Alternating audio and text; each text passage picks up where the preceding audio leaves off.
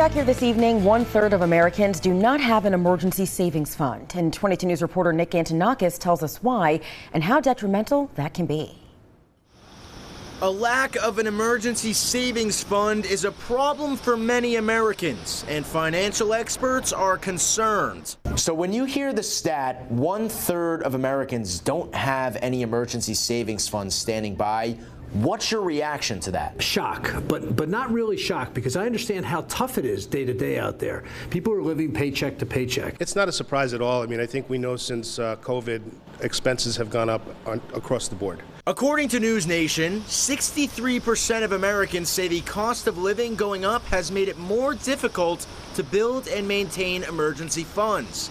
And with that rise, rainy day funds are drying up.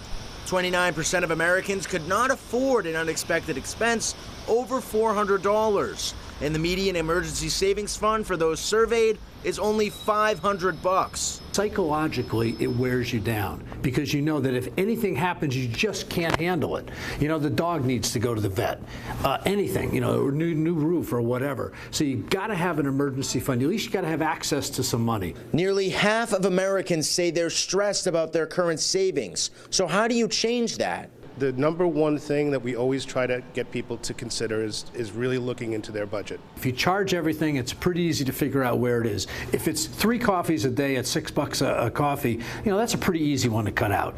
You know, if it's going out on Friday and Saturday night, maybe give up one of those nights. Doing the little things to save can make a difference and actually leave enough cash at the end of the month to set aside. Better yet, when a rainy day rolls around, an emergency savings fund is the thing you dig into, not credit card debt. Working for you, Nick Antonakis, 22 News.